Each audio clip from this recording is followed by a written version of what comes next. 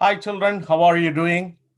And I love to see you, everyone in person. But it is a time we have come together, and we are praying for this pandemic to go. As a children, you need to pray to God. God heal our world, and God will answer our prayer.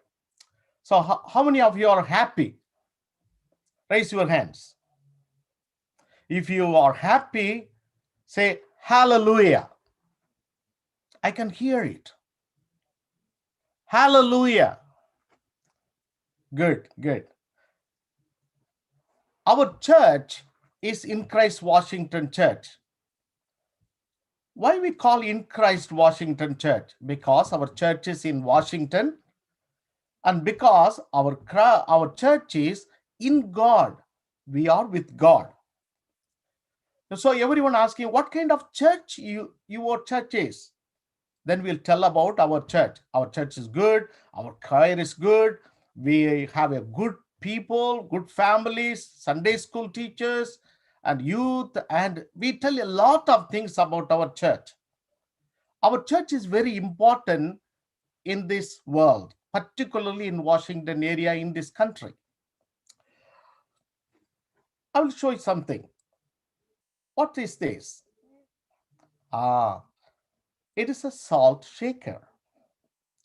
Every time you sit down to eat, there is one on the table. We see them at home and at restaurants. Not only the salt shaker is on the table, but also another one. It is called pepper shaker. So salt shaker and pepper shaker both on the table. Salt and pepper are complements to food that come together like peanut butter and jelly, isn't it?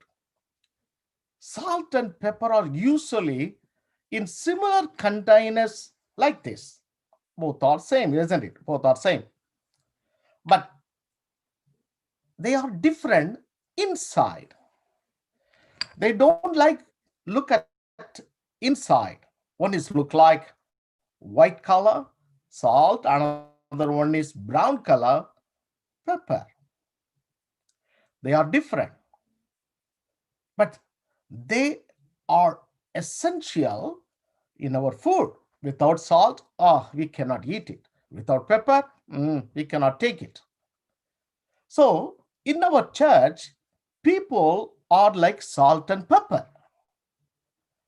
They have many differences. In spite of all the differences in our church, we have a common ground to share. That is called we are all God's children. Salt and pepper can take a blend, boring meal into a turn something delicious. Even though we are all different, come from different ages, but still we make the lives better and tasteful.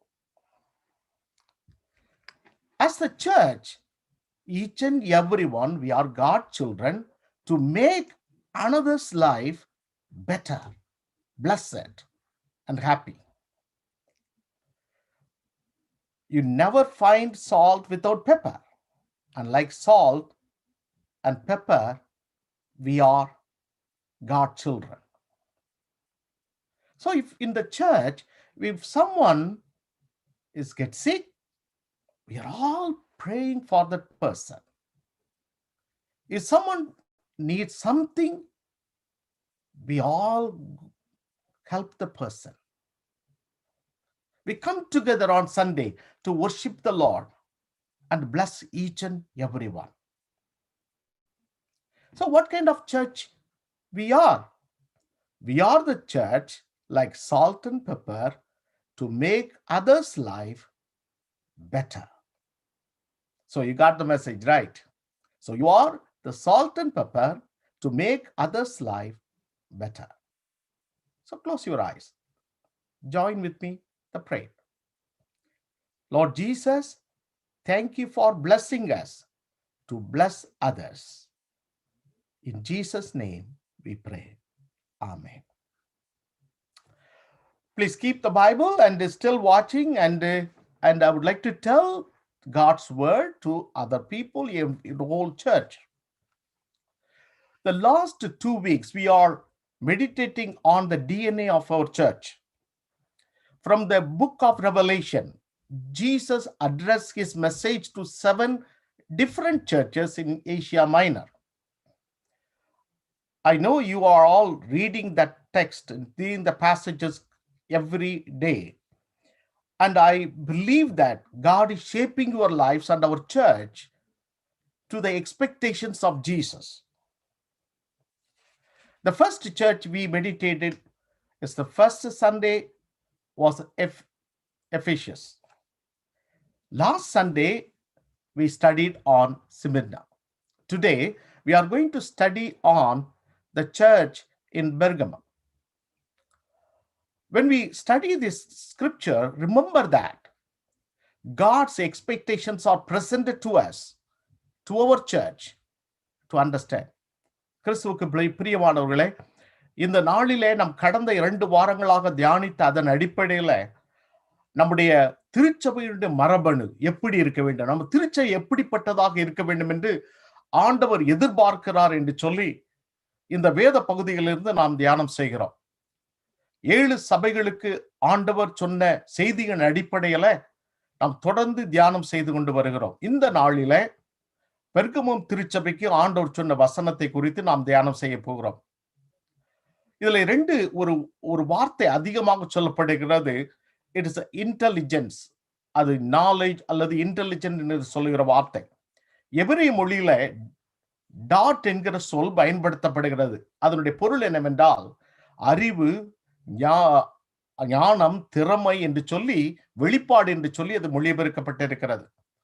கிரேக்க மொழியிலே Nazis என்கிற ஒரு சொல், அதனுடைய பண்பு என்னவென்றால் நம்முடைய அறிவு நம்முடைய செயல்பாட்டோடு இணைந்து வர வேண்டும் என்று சொல்லி சொல்லப்பட்டிருக்கிறது.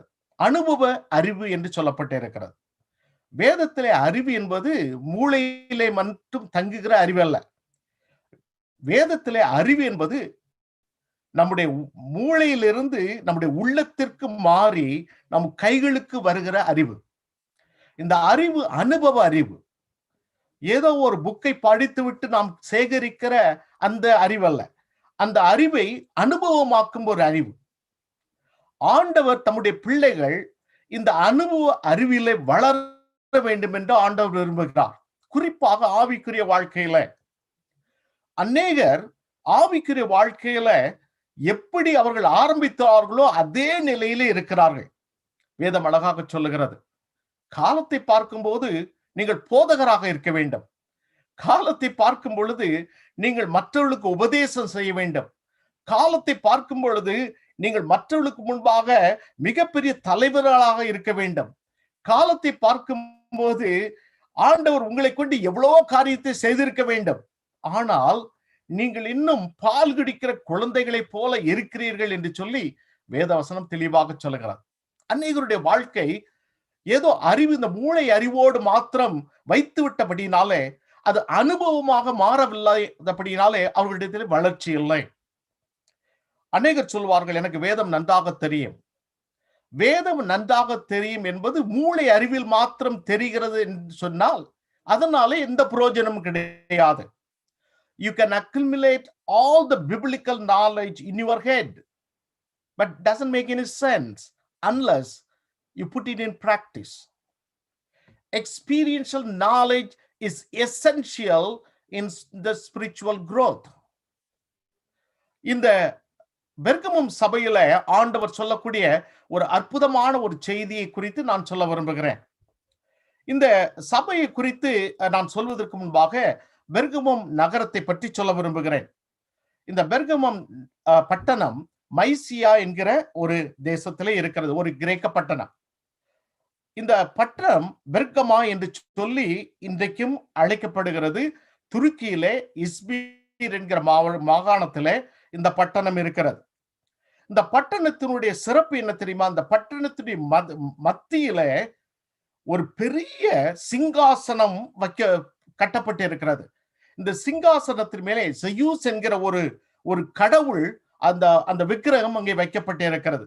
ஆகையால் தான் ஆண்டவர் இந்த அதிகாரத்தில் சொல்லும்போது சொல்லுகிறார், உன் மத்தியிலே சிங்காசனம் வைத்திருக்கிறது சாத்தானின் சிங்காசனம் என்று சொல்லி அழகாக இங்கே ஆண்டவர் சொல்லுகிறார். பெர்கமம் சபை மிகவும் முக்கியமான சபை கிரேக்கர்களுக்கு. ஏனென்றால் பெர்கமம் சபையிலே கிரேக்க கடவுளான அஸ்கலபோஸ் என்கிற ஒரு கடவுளுடைய கோயில் அங்கே இருக்கிறது.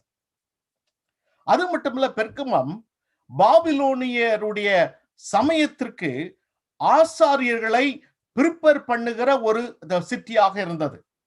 It has a theological seminary for the Babylonian religion in Pergamum.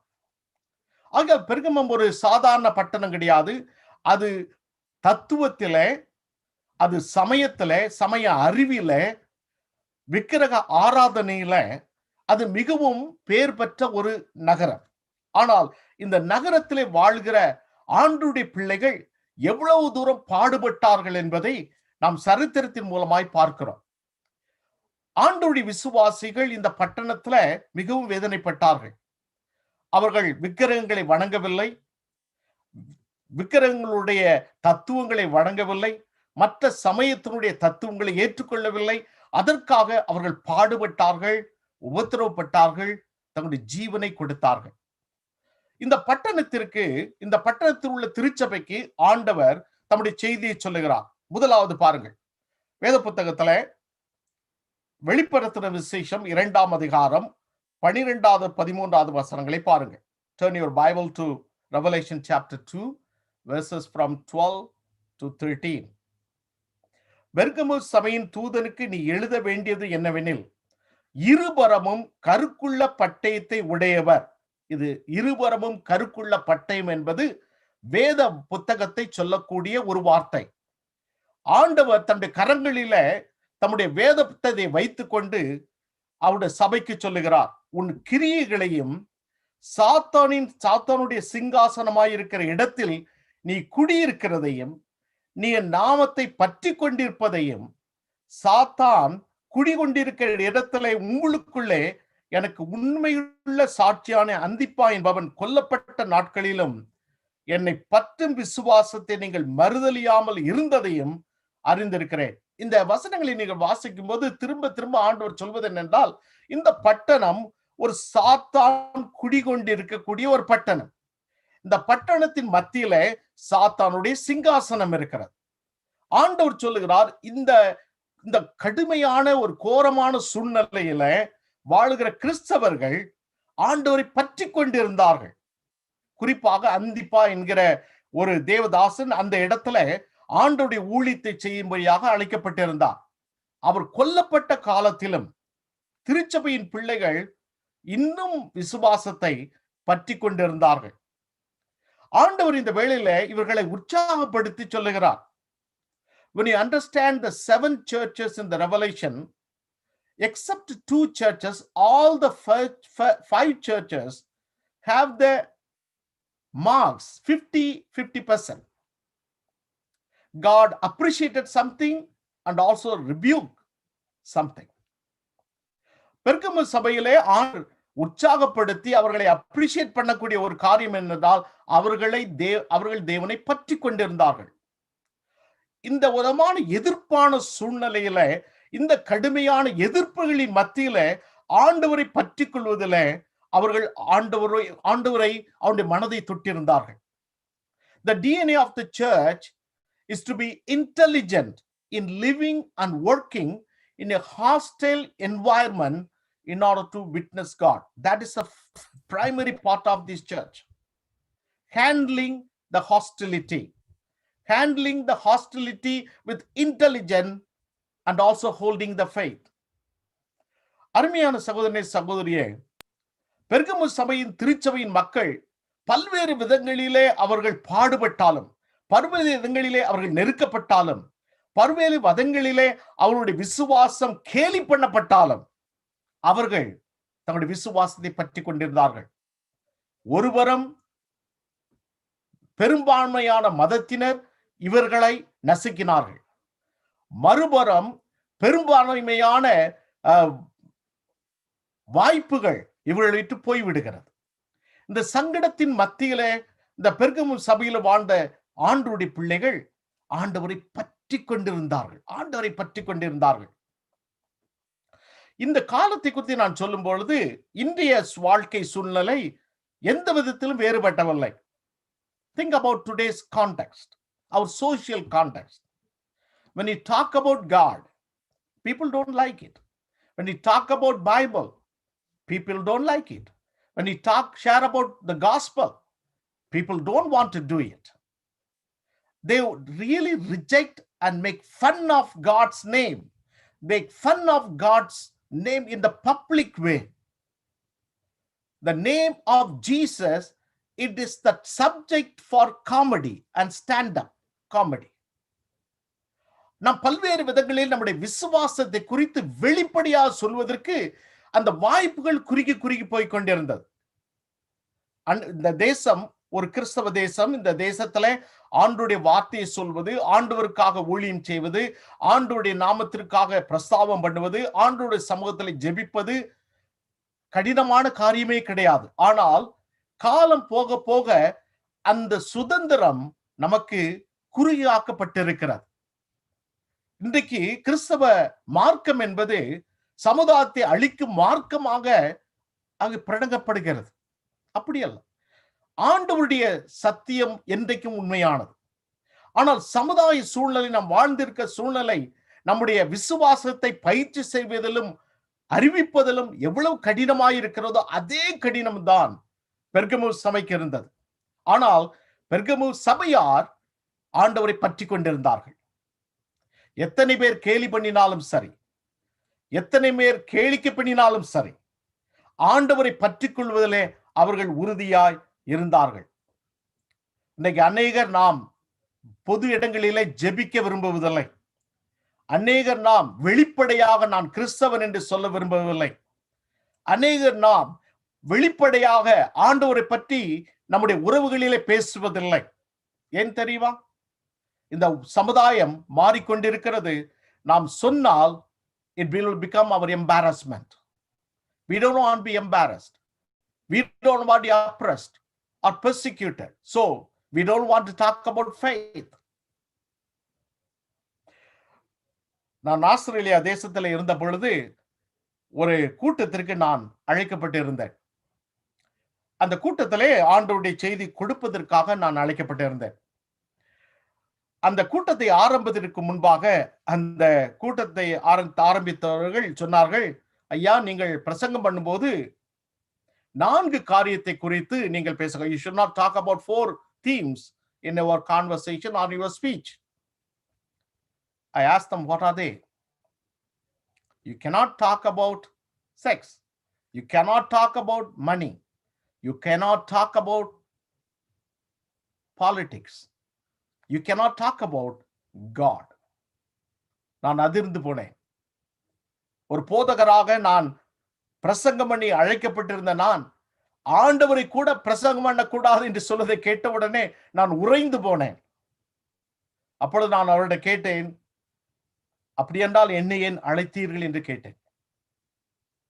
சில சமயத்துல நமக்கு இருக்கக்கூடிய பிரச்சனை என்ன தெரியுமா? இந்த உலகத்துல ஆண்டவரை பற்றிதான அறிவு, ஆண்டவரை பற்றியதான வாழ்க்கை, விசுவாசம் எல்லாமே ஒரு கேளிக்கையாக மாறிவிட்டது, ஒரு கேலித்தனமாக மாறிவிட்டது. நாம் அதை பார்த்து கொண்டே இருக்கிறோம். அந்த சுதந்திரம் இல்லை, அந்த விடுதலை இல்லை, உபத்திரம் அதிகமாகிக் கொண்டே இருக்கிறது. ஆகையால் நாம் அப்படியே நம்முடைய விசுவாசத்தை மண்ணிலே புதைத்து விடுகிறோம். ஆனால் பெர்கமு சபையார் அப்படி அல்ல. அவர்கள் ஆண்டவருடைய விசுவாசத்தை அந்த உபத்திரம் மத்தியிலும் அவர்கள் செய்கிறார்கள். அருமையான சகோதரனே, சகோதரியே, உனக்கு இப்பேற்பட்ட சோதனை இருக்கும் என்றால் ஆண்டவர் உன்னோடு கூட பேசுகிறார். In the midst of all the hostile situation you face, keep the faith, hold on the faith, because that is more important to God. That is more important to God. பிலிப்பியர் 3 அதிகாரம் 20 21 வசனங்களை வாசியுங்கள். Turn your Bible to Philippians chapter 3 verses from 20 2:21. Paul said, "For our citizenship is in heaven, from which we are also eagerly wait for the Savior, the Lord Jesus Christ, who will transform our lowly body that it may be conformed to his glorious body, according to the working by which he is able to subdue all things to himself." தமிழிலே அழகாக சொல்லப்பட்டிருக்கிறது, நம்முடைய குடியிருப்போ பரலோகத்தில் இருக்கிறது. நாம் இந்த உலகத்திலே வாழ்கிறோம். பல்வேறு தேசங்களிலே நாம் வாழ்ந்து கொண்டிருக்கோம். இந்த தேசத்திலே நாம் வாழ்ந்து கொண்டிருக்கிறோம். ஆண்டவருடைய கிருபை, ஆண்டவருக்கு நாம் நன்றி செலுத்துவோம். ஆனால் நம்முடைய குடியிருப்பு இங்கே இல்லை. நம்முடைய குடியிருப்பு பரலோகத்தில் இருக்கிறது.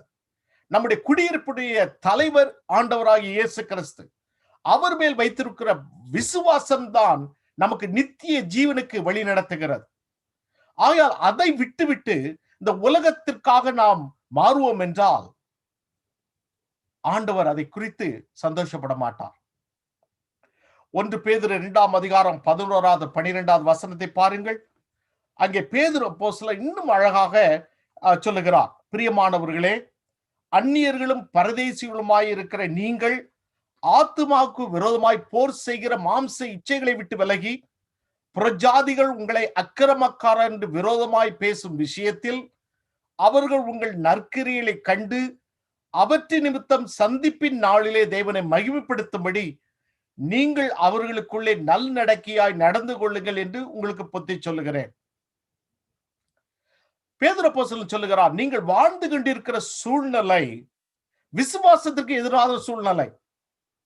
இந்த சமுதாயம், இந்த கலாச்சாரம், இந்த அமைப்புகள் எல்லாமே விசுவாசத்துக்கு எதிரான சூழ்நிலைகள்.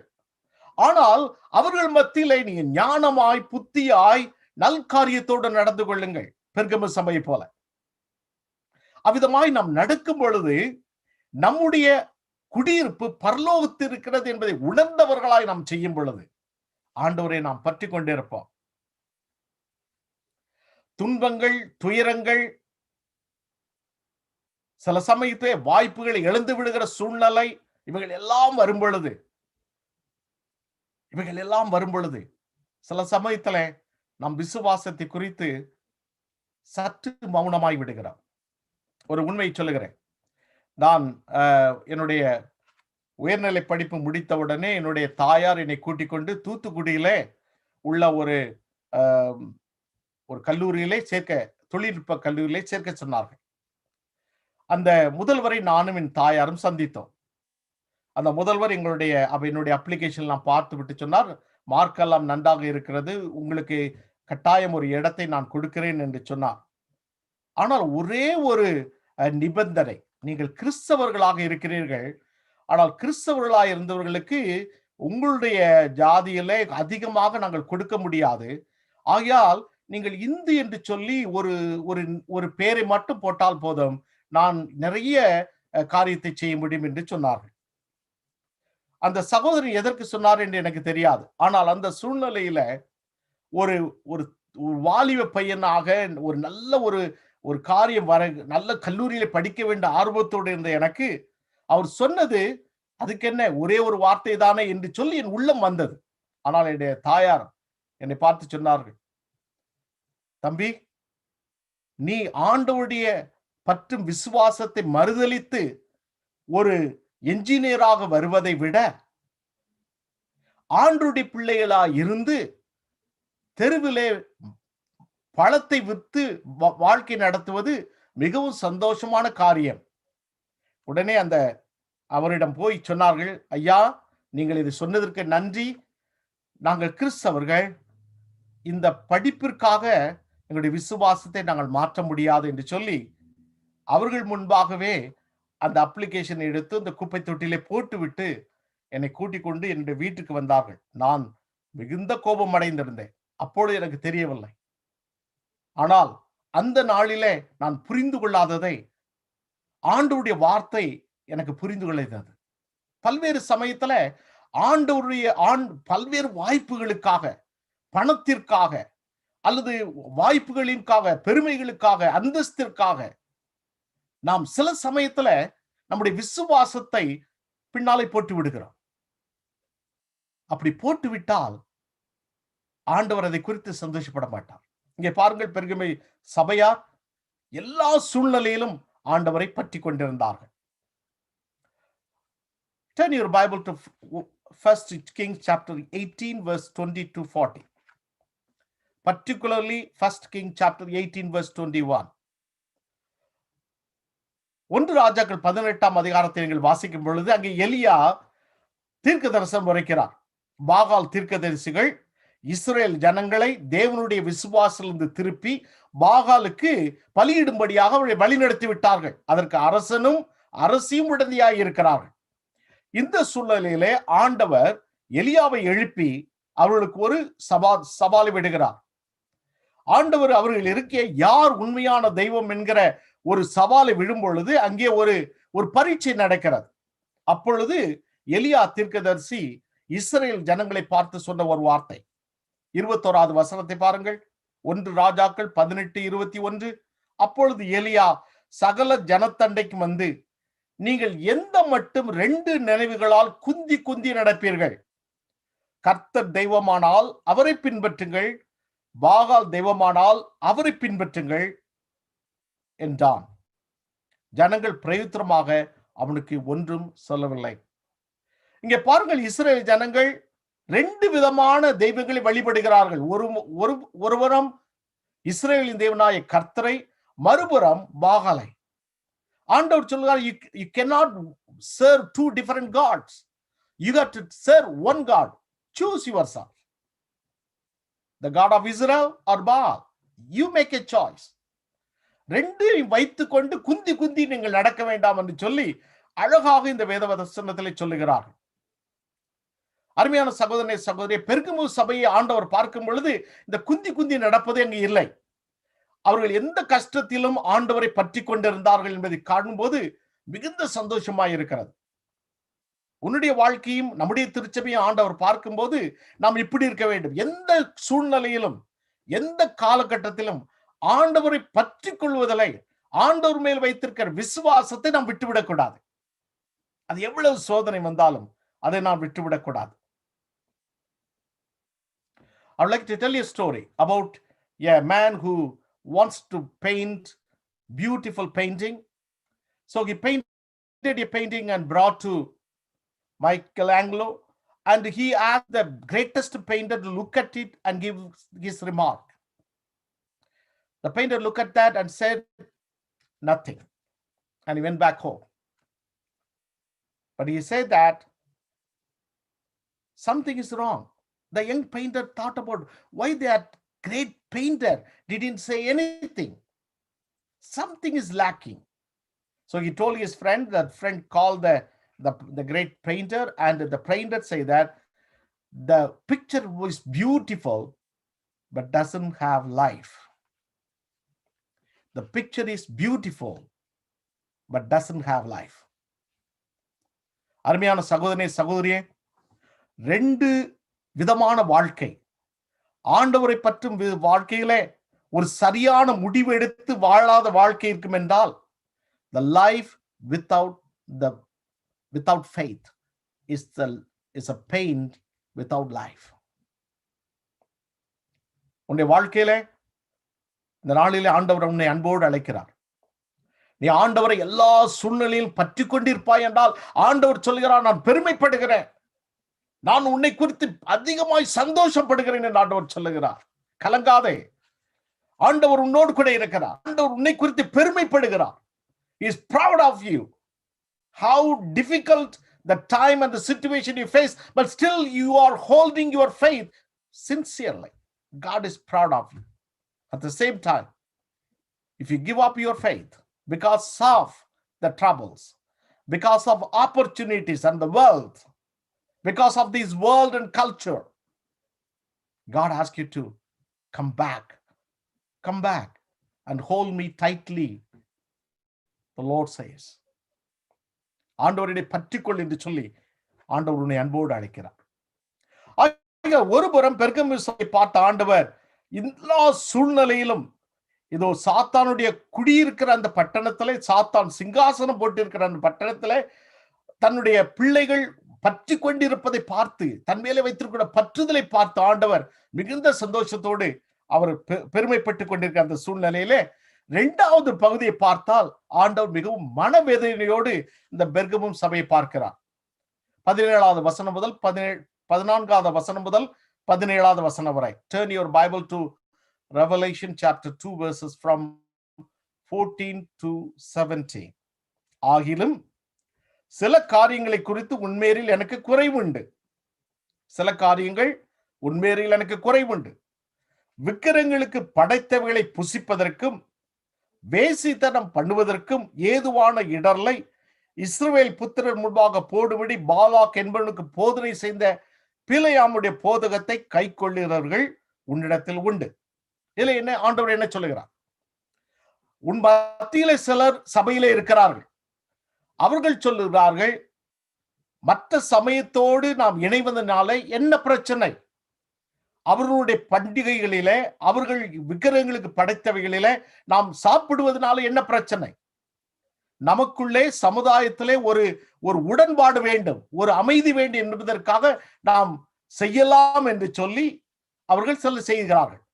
ஆனால் அதே சமயத்துல வேசித்தனத்திற்கு ஒப்பு கொடுப்பதிலே என்ன பிரச்சனை? அது ஒரு வாழ்க்கை முறை என்று சொல்லி பாலாக் என்பவனுக்கு போதனை செய்த பிலேயாமுடைய போதகத்தை கேட்பவர்களும் உங்களிடத்திலே இருக்கிறார். அதனுடைய பொருள் என்ன? சபை ஆண்டவரை பற்றி கொண்டு இருக்கிறார்கள். அதே சமயத்துல சபை மனிதரை பிரியப்படுத்துகிற சபையாகவும் இருக்கிறார்கள். They compromise, people pleasers in the church. இந்த வசனத்தை சொல்லும் போது பழைய ஏற்பாட்டிலே பீலேயாம் என்கிற தீர்க்கதரிசி இஸ்ரேல் ஜனங்களை எப்படி முறியடிக்க வேண்டும் என்பதற்காக ஒரு சூதகம் பண்ணி அங்கே பாலாக் என்கிற தலைவனுக்கு சொல்லுகிறார், இவர்களை நீர் யுத்தத்தினாலே இஸ்ரேல் ஜனங்களை வெற்றி பெற முடியாது, நீர் அவர்களை போரிட்டு வெற்றி பெற முடியாது. ஏனென்றால் இஸ்ரேலின் தேவனாய கர்த்தர் அவர்களை பாதுகாக்கிறவர். அவர்களை கவிழ்க்க வேண்டும் என்றால் 2 காரியம் செய்ய வேண்டும். ஒன்று, விக்கிரகங்களுக்கு படைக்கப்பட்டவர்களை அவர்கள் முன்பாக வைத்து சாப்பிட வேண்டும். 2வது, வேசித்தனம் செய்ய வேண்டும். Sexual immorality, eating the offerings, eating the meals offered to idols, both are the cunning schemes was introduced to Balak. இதே கொள்கையை பின்பற்றுகிறவர்கள் இந்த பெர்கமு சபையில் இருந்தார்கள். சபையில் இருந்தவர்கள் இதை பற்றி கண்ணும் காணாதமாய் இருந்து விட்டார்கள். அப்படியே 15வது வசனத்தை பாருங்கள். அப்படியே நிக்கோலாய் மதஸ்தருடைய போதகத்தை கைக்கொள்ளும் உன்னிடத்தில் உண்டு. நான் போன வாரத்தில் சொன்னேன், நிக்கோலாய் மதத்தினரை பற்றி. அவர்களும் இதைத்தான் பின்பற்றுவார்கள். எல்லா மதத்தினரையும் உள்ளடக்கி வாழ வேண்டும். ஒரு சமுதாய நல்லிணக்கத்திற்காக எல்லா சமயத்தோடு நாம் இணைந்து நாம் வாழ வேண்டும். நாம் ஒன்று கொண்டு விட்டு கொடுக்க வேண்டும் என்று சொல்லி அவர்கள் விட்டு கொடுத்திருந்தார்கள். ஆண்டவர் பார்த்து சொல்லுவார், இதை நான் வெறுக்கிறேன் என்று சொல்லுகிறார்.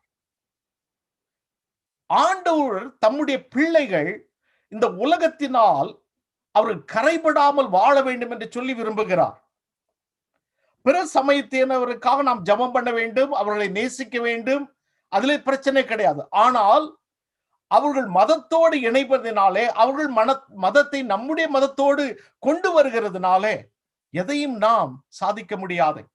அதை ஆண்டவரை பிரியப்படுத்த முடியாது. ஆண்டவர் இங்கே சொல்லுகிறார், அதை நான் வெறுக்கிறேன். சபையில ஒருபுறம் ஆண்டவரை பற்றி கொள்ளுகிற அந்த விசுவாசம் இருந்தாலும், மறுபுறம் மக்களை பிரியப்படுத்தும்படி, ஜனங்களை பிரியப்படுத்தும்படி, சமுதாயத்தை பிரியப்படுத்தும்படி கர்த்தருடைய சபையில் உள்ளவர்கள் தன்னுடைய வாழ்க்கையை, தன்னுடைய கதவுகளை பல்வேறு புரட்டு உபதேசங்களுக்கு அவர் திறந்து கொடுப்பதை பார்த்து ஆண்டவர் வெறுக்கிறார். நான் அதை உங்களிடத்தில் சொல்லிக் கொண்டிருக்கும் பொழுது உங்களுக்கு நினைவிருக்கும், அநேகர் இந்த காலங்களிலே, even the pastors or ministers, they talk about synchronizing the religion. நம்முடைய சமயத்தை மற்றொரு சமயத்தோடு இணைத்து ஒரு புதிய சமயமாக மாற்ற வேண்டும் என்று சொல்லி பலர் முயற்சி பண்ணுகிறார்கள். சிலர் தேவாலயத்திலே ஆராதனையிலே கூட பல்வேறு சமயத்தின் தேவர்களை வைத்து ஜெபம் பண்ணுகிறார்கள். இதுதான் பெர்கமு சபையிலே நடந்தது. ஆண்டவரை பார்த்தோம், நான் வெறுக்கிறேன் என்று சொல்லுகிறார். நம்முடைய சபை ஆண்டவருக்கு மாத்திரமே பிரியமான சபையாக இருக்க வேண்டும். When we compromise our values, our doctrines, our teachings, our faith with other faiths and make everyone happy, God hates it. God hates it. We never do it. We will not do it. We should not do it. As in Christ Washington Church, I make it very clear. This church is based on the faith in the Lord Jesus Christ and His Word of God. We respect everyone. But that does not mean that we open the door to synchronize our faith with other religion so that everyone will be happy. No. No, we cannot. Sexual immorality means it's immorality. That's it. Sin is sin. In whatever the cosmetic way we present it, sin is sin. That's it. Because the God's word says that. சில சமயத்தில் நாம் compromise பண்ணும் பொழுது, சில சமயத்தில் நாம் விட்டு கொடுக்கும் பொழுது, நாம் மனிதரை பிரியப்படுத்துகிறோம். ஆனால் கர்த்தருடைய வெறுப்பை சம்பாதிக்கிறோம். ஆண்டவர் சொல்லுகிறார், மனம் திரும்பு. நீ மனம் திரும்பவில்லை என்றால் என் வாயின் பட்டயத்தினாலே நான் யுத்தம் பண்ணுவேன் என்று ஆண்டவர் சொல்லுகிறார். ஒரு சபைக்கு சொல்லுகிறார் பாருங்க. நீ மனம் திரும்பாவிட்டால் நான் உன்னோடு வந்து நான் யுத்தம் பண்ணுவேன் என்று சொல்லுகிறார். The DNA of the church to be a strong and brave church, have a strong character against any compromises with anyone or anything against God and His word. ஒருவேளை நான் செய்கிற இந்த பிரசங்கம், இந்த போதனை ஒருவேளை 21ஆம் நூற்றாண்டிலே பலருக்கு இது ஒரு பாரம்பரியமான ஒரு பழங்காலத்து போதனையாக இருக்கலாம். ஆனால் இது தேவனுடைய வார்த்தை. We cannot compromise with anyone for anything. சில சமயத்துல பணத்திற்காக, சில சமயத்திலே பாதுகாப்பிற்காக, சில சமயத்துல வாய்ப்புகளுக்காக திருச்சபையின் பிள்ளைகளோ அல்லது ஊழியக்காரர்களோ தங்களுடைய விசுவாசத்தை அவர்கள் காம்ப்ரமைஸ் பண்ணும் பொழுது, அடகு வைக்கும் பொழுது ஆண்டவர் அதை வெறுக்கிறார். ஆண்டவரை பார்த்து சந்தோஷப்படவில்லை. அருமையான சகோதரனே, சகோதரியே, நான் திருச்சபைக்கு மாத்திரம் சொல்லவில்லை. உன்னுடைய வாழ்க்கையில, என்னுடைய வாழ்க்கையில ஆண்டவர் கேட்கிற காரியம் என்ன தெரியுமா? இந்த உலகத்திலே நாம் மனிதரை பிரியப்படுத்தல்ல, தேவனை பிரியப்படுத்தும்படி அழைக்கப்பட்டு இருக்கிறோம். There is a distinction between, there's a division between godly and ungodly. There's a division between what belongs to God, what does not belong to God. We cannot compromise each other. Turn your Bible to Colossians chapter 3 verse 5 to 7. இங்கே பரிசுத்த அப்போஸ்தலன் சொல்லுகிறார், கொலோசியர் 3ஆம் அதிகாரம் 5ஆம் 7ஆவது வசனங்களிலே, ஆகையால் விபச்சாரம், அசுத்தம், மோகம், துர் இச்சை, விக்கிரக ஆராதனையான பொருளாசை ஆகிய இவைகளை பூமியில் உண்டு பண்ணுகிற உங்கள் அவயங்களை அழித்து போடுங்கள். இவைகளின் பொருட்டே கீழ்ப்படியாமையின் பிள்ளைகள் மேல் தேவ கோபாக்கினை வரும். நீங்களும் முற்காலத்திலே அவர்களே சந்தித்த பொழுது அவைகளை செய்து கொண்டு வந்தீர்கள். எவ்வளவு அழகாக சொல்லுகிறார் பாருங்கள். ஒரு காலத்திலே நீங்கள் செய்து கொண்டு வந்தீர்கள். அப்பொழுது நீங்கள் ஆண்டவரை ஏற்றுக்கொள்ளவில்லை. ஆனால் ஆண்டவரை ஏற்றுக்கொண்ட பின்பு நீங்கள் அதை செய்ய முடியாது. You cannot compromise your character with ungodliness.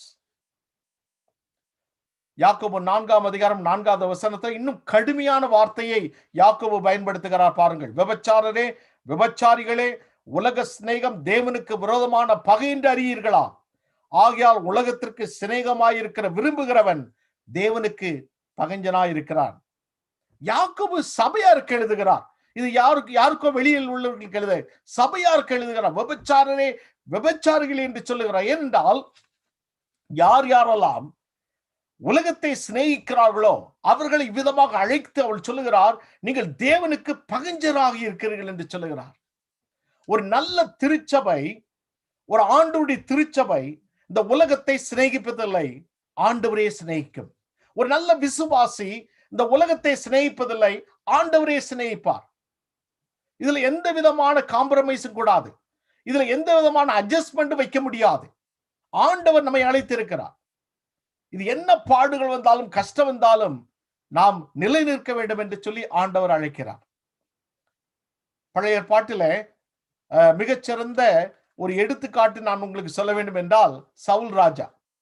Turn your Bible to 1 Chronicle chapter 10 verse 13 to 14.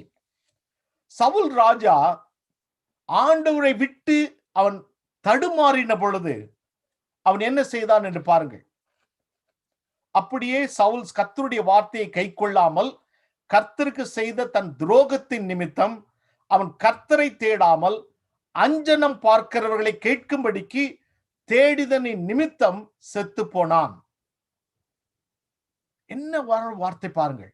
ஒரு காலத்திலே கர்த்தராலே அபிஷேகம் பண்ணப்பட்டவன், ஒரு காலத்திலே தீர்க்கதரிசி என்று அழைக்கப்பட்டவன், ஒரு காலத்திலே கர்த்தருக்காக யுத்தம் செய்தவன், ஒரு காலத்திலே கர்த்தருக்காக முன் நின்றவன். ஆனால் அவன் ஆண்டவரை விட்டுவிட்டபடியினாலே அவன் அஞ்சனம் பார்க்கிறவர்களை போய் தேடுகிறான் பாருங்கள். In the English Bible it tells very clearly, he did not keep the word of the Lord, and also because he consulted a medium for guidance. அஞ்சனம் பார்க்கிறவர்கள், குறி சொல்லுகிறவர்கள், இவர்களை பார்ப்பதனால என்ன கஷ்டம் என்று சொல்லி அநேகர் சொல்லுகிறார்கள். ஆண்டவர் வெறுக்கிறார். That's it. ஆண்டவர் வெறுக்கிறார். கர்த்தருடைய வார்த்தையை தேடாதபடிக்கு அஞ்சனம் பார்க்கிறவர்களை தேடும்படிக்கு சவுல் போனான். ஏன் தெரியுமா? அவன் கர்த்தரை விட்டு பின்வாங்கின பொழுது. அருமையான சகோதரனே, சகோதரியே, 2 எஜமான்களுக்கு ஊழியம் செய்ய உன்னாலே கூடாது. நீ ஒருவனை சிநேகிக்க வேண்டும் அல்லது மற்றவனை பகைக்க வேண்டும். 2 எஜமான்களுக்கும் ஊழியம் செய்ய ஒருவனாலும் தேவனுக்கு ஊழியம் செய்ய வேண்டும், பொருள் உலகத்தில் உள்ள பணத்திற்கும் ஊழியம் செய்ய வேண்டும் என்று சொன்னால் இந்த உலகத்தில் அது நடக்காத காரியம். ஒன்று தேவனுக்கு ஊழியம் செய் அல்லது பணத்திற்கு ஊழியம் செய். 2க்கும் ஊழியம் செய்ய முடியாது ஒரே நேரத்தில். இங்க பெருக்கமு சபையார் ஆண்டவரை பற்றி கொண்டிருந்தாலும் மனிதரை பிரியப்படுத்துவதற்காக, சமுதாயத்தை பிரியப்படுத்துவதற்காக அவர்கள் சில அட்ஜஸ்ட்மெண்ட்ஸை சபையிலே செய்தார்கள். தம்முடைய சபையில் உள்ளவர்கள் இதையெல்லாம் நாம் தப்பு என்று சொல்லிவிட்டால் அவர்கள் வெளியே போய்விடுவார்களோ என்ற பயத்தில அவர்களுக்கெல்லாம் அமைதியாக இருந்தாலும் ஆண்டவர் அதை வெறுக்கிறார். தப்பு என்றால் தப்புதான், பாவம் என்றால் பாவம்தான், அக்கிரமம் என்றால் அக்கிரமம்தான். இதை தெளிவாக சபையிலே சொல்ல தயங்கினபடினாலே ஆண்டவர் சொல்லுகிறார், மனம் திரும்பு, மனம் திரும்பு என்று சொல்லுகிறார். I'd like to tell you a history. You heard about the Broadway Presbyterian Church, which was found in 1900 in Manhattan. It was a great Presbyterian church, and it grew from 1900 to 1960, almost 1,000 membership. In 1960s, they made a decision. They wanted to do something different. So they opened up the church for the poor to come for food. So the change came as a massive feeding program for the homeless people. And the membership slowly slipped from over to 1,000 to 120. The church was very famous, drawing the people to the salvation of God. Many people became Christian, but later it became a soup kitchen. And everyone came and got the food and everything.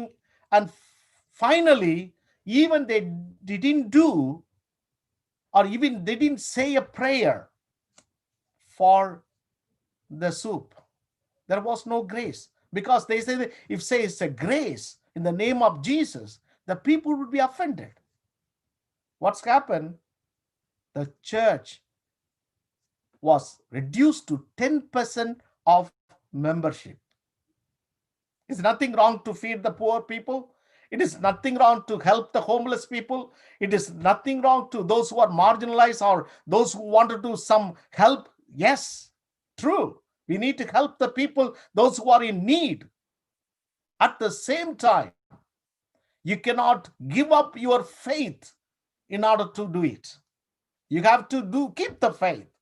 At the same time, you have to help them. But they gave up the faith and helped the poor. What's happened? The church went down. அருமையான சகோதரனே சகோதரியே, நம்முடைய திருச்சபை எல்லாருக்கும் உதவி செய்யக்கூடிய திருச்சபையாக இருக்க வேண்டும். We have the love in action ministry. We are supporting missionaries. We are supporting anyone who are in need. That is a part of our faith. We need to support. Yes. But we need to give up our faith for that?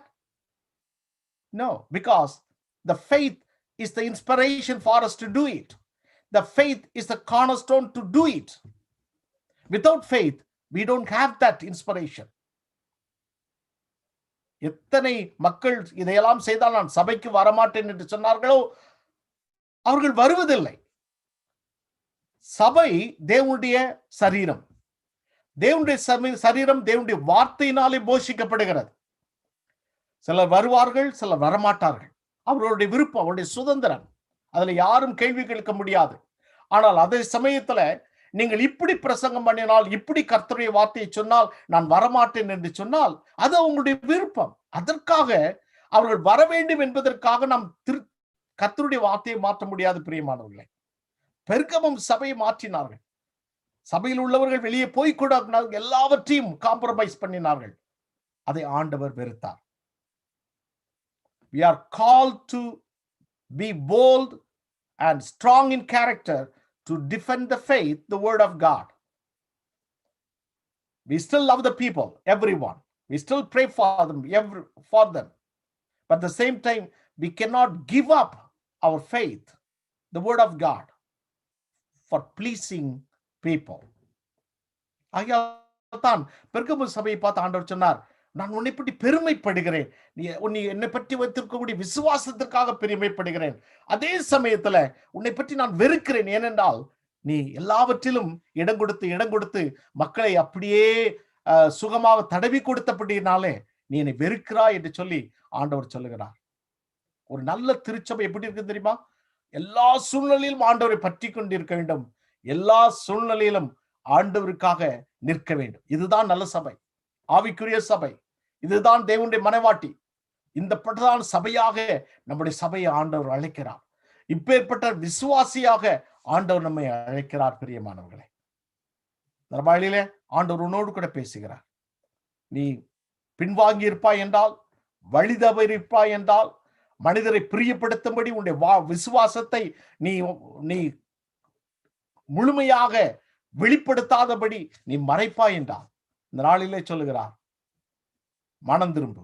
ஆண்டவர் சொல்லுகிறார், நீ மனம் திரும்பினான் என்றால் ஆண்டவர் உனக்கு கொடுக்கக்கூடிய ஆசீர்வாதம் இருக்கிறதே, மிகவும் அதிகமான ஆசீர்வாதம். அவர் தன்னுடைய மன்னாவை உனக்கு கொடுக்கிறார். ஆண்டவர் தன்னுடைய விலையேறப்பட்ட கிருபையை உனக்கு கொடுக்கிறார். பிரியமானவர்களே, எல்லா சூழ்நிலையிலும் ஆண்டவரை பற்றிக்கொள். அதே சமயத்துல எல்லா சூழ்நிலையிலும் ஆண்டவரை பிரியப்படுத்து, மனுஷரை அல்ல. இவ்விதமான ஒரு வாழ்க்கையும் நீங்களும் நானும் வாழ்வீர்கள் என்றால், நம்முடைய திருச்சபை வாழும் என்றால், நம்முடைய திருச்சபை குறித்து, நம்முடைய வாழ்வை குறித்து ஆண்டவர் மிகுந்த சந்தோஷப்படுவார். ஆண்டவருடன் ஜெபம் பண்ணுவோமா? ஆண்டவருடைய வாழ்க்கை குறித்து பேசி இருக்கிறார். பிரியமானவர்களே, நீ எந்த இடத்துல விழுந்தாய் என்று சொல்லி ஆண்டவர் உன்னோடு கூட பேசிக்கொண்டே இருக்கிறார். நீ எந்த இடத்துல உன்னை நீ காம்ப்ரமைஸ் பண்ணினா என்று சொல்லி ஆண்டவர் உன்னோடு கூட பேசிக்கொண்டே இருக்கிறார். நீ எந்த இடத்துல நீ தவறுகிறாய் என்று சொல்லி ஆண்டவர் உன்னோடு கூட பேசிக்கொண்டே இருக்கிறார். மனம் திரும்புவாயா? தன் கைகளிலே இருபுறம் கருக்குள்ள பட்டயத்தை உடைய தேவனுடைய வார்த்தையை கொண்டு விடுகிற ஆண்டவர் உன்னோடு கூட பேசுகிறார். மனம் திரும்பு என்று சொல்லுகிறார். திரும்புவோமா? ஆண்டவர் சமூகத்தில் ஜெபம் செய்வோமா? தலைகளை தாழ்த்தி கண்களை மூடி பிரார்த்தனை செய்வோம். அன்பின் ஆண்டவரே, இந்த நாளிலே உம்முடைய பிள்ளைகள் உம்முடைய வார்த்தையின் மூலமாய் நீர் எங்களோடு கூட பேசினதற்காக நன்றி செலுத்துகிறோம். ஆண்டவரே, பல்வேறு சோதனைகள், பல்வேறு இழப்புகள், பல்வேறு தாக்கங்கள், எதிர்ப்புகள், இதன் மத்தியிலும் சுவாமி நாங்கள் எங்களுடைய விசுவாசத்தை விட்டுவிடாதபடிக்கு நாங்கள் காத்துக்கொள்ள எங்களுக்கு நீ கிருபை தரும்படியாக நாங்கள் ஜெபிக்கிறோம். யார் யாரெல்லாம் தங்களுடைய விசுவாசத்தை வழிவிட்டார்களோ அவளுக்கு உதவி செய்யும்படியாக நாங்கள் ஜெபிக்கிறோம். அதே சமயத்திலே ஆண்டவரே, நீர் கொடுத்த விசுவாசத்தை சுத்தமாக காத்துக்கொள்வதற்கு ஆண்டவர் எந்த விதமான ஒரு காம்ப்ரமைஸும் இல்லாமல், எந்த விதமான விதத்திலே மனிதரை பிரியப்படுத்தாதபடி உண்மையே பிரியப்படுத்தி வாழ்வதற்கு ஏற்ற அந்த நல்ல குணத்தை எங்களுக்கு தரும்படியாக நாங்கள் ஜெபிக்கிறோம். எங்கள் ஒவ்வொருவருக்கும் இந்த கிருபையை தாரும் ஆண்டவரே. ஆண்டவரே, நீர் எங்களோடு கூட பேசி இருக்கிறீர். யார் யாரெல்லாம் இந்த நாளிலே நாங்கள் மனம் திரும்ப வேண்டும் என்று அழைக்கிறீரோ நாங்கள் மனம் திரும்புகிறோம் ஐயா. யார் யாருக்கெல்லாம் ஆண்டவரே பயப்படாத என்று சொல்லுகிறீரோ அவர்களுக்கெல்லாம் ஆண்டவரே அந்த சுத்த சுவிசேஷத்தை அறிவிப்பதற்காக நன்றி செலுத்துகிறோம். இந்த நாளிலே நம்முடைய சமூகத்திலே ஜெபிக்கிறோம் ஆண்டவரே. எங்களையும் எங்களுடைய சபையும் ஒரு நல்ல ஒரு முன்மாதிரியான சபையாக, எங்கள் வாழ்வை உன் முன்மாதிரியான ஒரு வாழ்வாக ஆசீர்வதிக்கும்படியாக நாங்கள் ஜெபிக்கிறோம் ஆண்டவர். இந்த வேளையில் எங்களுடைய சபையாருக்காக நாங்கள் ஜெபிக்கிறோம். குறிப்பாக சுவாமி, எங்களுடைய சபையில வேலை வாய்ப்புக்காக காத்திருக்கக்கூடிய பிள்ளைகளுக்கு ஏற்ற நல்ல வேலைகளை தரும்படியாக நாங்கள் ஜெபம் செய்கிறோம். கர்த்தாவே, எல்லா நன்மையும் உம்முடைய கரத்திலிருந்து வருகிறது. உம்முடைய பிள்ளைகளுக்கு அந்த நன்மையை தரும்படியாக நான் ஜெபிக்கிறேன். அதுபோல எங்களுடைய சபையில விசாவுக்காக, கிரீன் கார்டுக்காக காத்திருக்கக்கூடிய பிள்ளைகள் ஆண்டவரே, அவர்களுக்கு தேவையான இந்த விசாக்கள் கிடைக்கும்படியாக நான் ஜெபிக்கிறேன் சுவாமி. அவருடைய ஜெபங்களை நீர் கேட்டு ஆறுதல் படுத்தி அவளை ஆசீர்வதிக்கும்படியாக நாங்கள் ஜெபிக்கிறோம். தகப்பனை, விசேஷமாக எங்களுடைய சபையிலே வியாதியோடு கூட இருக்கக்கூடிய பிள்ளைகளுக்காக நாங்கள் ஜெபிக்கிறோம். சகோதரர் வேதாவுடைய தகப்பனார் கைலாசத்துக்காக நாங்கள் ஜெபிக்கிறோம். தம்பி கேலப்புக்காக நாங்கள் ஜெபிக்கிறோம். திருமதி சாந்தாபாலுக்காக நாங்கள் ஜெபிக்கிறோம். திருமதி பீனா தாமஸுக்காக நாங்கள் ஜெபிக்கிறோம். திருமதி எலிசபெத் பாக்கியம் அம்மாவுக்காக நாங்கள் ஜெபிக்கிறோம் சுவாமி. அதுபோல ஆண்டவரே, இந்த வேளையிலே சகோதரன் டான்சனுக்காக நாங்கள் ஜெபிக்கிறோம். ஆண்டவரே, உடைய பிள்ளையினை தொட்டு சுகமாக்கி ஆண்டவரே, உடைய பிள்ளைக்கு நல்ல சுகத்தையும் பலத்தையும் தீர்க்காயுசையும் கொடுக்கும்படியாக நாங்கள் ஜெபிக்கிறோம். கர்த்தாவே, அருமையான இந்த குடும்பத்தின் மேலே உடைய திருக்கண்ணை திருப்பி கிருபையா இறங்கி இவர்களுக்கு அற்புதங்களை செய்யும்படியாக ஜெபிக்கிறோம். We also to pray for Sambasiva, oh Lord. We pray that your healing hand be upon him and touch him and healing him, Father. ஆண்டவரே, எங்களுடைய இந்த ஆராதனை பார்த்து கொண்டிருக்கக்கூடிய எங்களுடைய அருமையான திருச்சபை பிள்ளைகளுக்காக, ஆன்லைன் வியூவர்ஸுக்காக நாங்கள் ஜெபிக்கிறோம். ஆண்டவரே, ஒவ்வொருவரையும் பேர் பேராய் ஆசீர்வதியும்.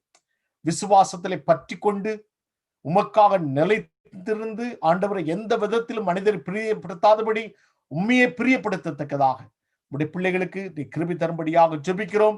அவர்கள் ஜெபிக்கிற ஒவ்வொரு ஜெபத்துக்கு பதில் தாரும். அவர்களோடு கூட தங்கிரும். குடும்பமாய் அவளை ஆசீர்வதியும் ஆண்டவரே. எங்களுடைய திருச்சபையை ஆசீர்வதியும். உமக்கு முன்பாக ஆண்டவரே உத்தமும் உண்மையுமான திருச்சபையாய் இந்த வாஷிங்டன் பட்டணத்திலே ஆண்டவரே ஊழியம் செய்ய கிருபை தரும்படியாக நாங்கள் ஜெபிக்கிறோம். எங்களுக்கு என்று ஒரு நல்ல ஒரு ஆலயத்தை தரும்படியாக நாங்கள் ஜெபிக்கிறோம் ஆண்டவரே. எங்கள் மத்தியில் நடக்கக்கூடிய எல்லா ஊழியங்களையும் ஆசீர்வதியும். வென்ஸ்டே பைபிள் ஸ்டடி ஆசீர்வதியும். யூத் மினிஸ்ட்ரி ஆசீர்வதியும். எங்களுடைய சாட்டர்டே பிரேயர்ஸை ஆசீர்வதியும். லவ் இன் ஆக்ஷனை ஆசீர்வதியும் ஆண்டவரே. ஒவ்வொரு ஊழியத்தை நீர் ஆசீர்வதித்து ஆண்டவரே, அதன் மூலமாய் அநேகர் தொடப்படும்படியாக நாங்கள் ஜெபிக்கிறோம். நீர் எங்களை அழைத்திருக்கிறீர் சுவாமி. ஆண்டவருடைய அழைப்புக்கு பாத்திரமாக எங்களுடைய திருச்சபை வாழ்ந்து ஆண்டவருடைய சமூகத்திலே வந்தடையத்தக்கதாக நான் ஜெபிக்கிறேன். ஆண்டவரே, எங்கள் மூலமாய் நடக்கக்கூடிய எல்லா ஊழியங்களுக்காக ஜெபிக்கிறோம். குறிப்பாக மிஷினரி மிஷினரிகளுக்காக ஜெபிக்கிறோம்.